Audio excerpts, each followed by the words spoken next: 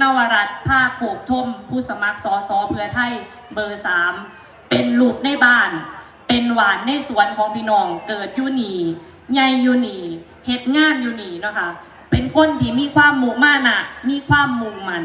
เฮ็ดธุรกิจจนประสบความสำเร็จแต่ว่าบ่ลืมบ้านเกิดเมืองนอนเนาะค่ะได้รับใส่พี่น้องในฐานะสจ.ของพี่น้องชาวอำเภอปทุมราชมาหลายสมัยมีประสบการณ์ทำงานแล้วก็มีประสบการณ์ของการเฮ็ดธุรกิจเพิ่นพร้อมเนาะค่ะเพิ่นอยากรับใส่พี่รับใส่น้องอยากรับใส่บ้านเกิดเมืองนอนเป็นสจ.ก็เฮ็ดงานพัฒนาพื้นที่ใดระดับหนึ่งแต่ว่าถ้าได้เป็นสส.มันสิสามารถมีศักยภาพที่จะมาเฮ็ดงานให้พี่ให้น้องประสานงานประสานโครงการประสานนโยบายต่างๆมาเฮ็ดให้พี่ให้น้องพัฒนาบ้านเกิดเมืองนอนได้หลายกว่าเก่าพี่ปุ๊กก็เลยขออาสาว่าอยากลงสส.อยากเป็นตัวแทนเป็นปากเป็นเสียงของพี่น้องชาวอำเภอปทุมราชซึ่งต้องเรียนว่าการเป็นสส.ค่ะลำดับแรกคือต้องขยันลงพื้นที่ต้องลงพื้นที่หาพี่หาน้องปรากฏว่าพี่ปุ๊กนวรัตน์ภาคโขกทมเป็นสจ.ของพี่น้องมาหลายสมัยพี่น้องเห็นแล้วแม่นบ่ค่ะการเฮ็ดงาน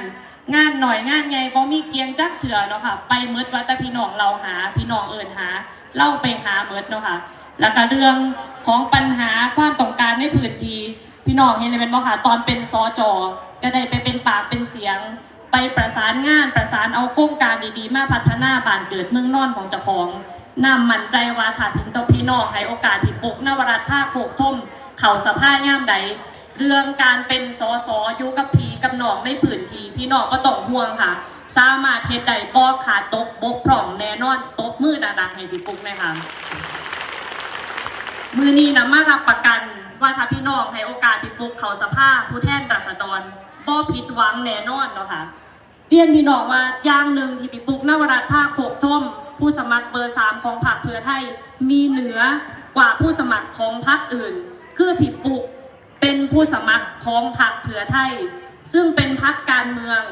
ที่มีนโยบายประชาธิปไตยที่กินได้เป็นพรรคการเมืองที่มีผลงานเชิงนโยบายเป็นที่ประจักษ์มากที่สุดในประวัติศาสตร์การเมือง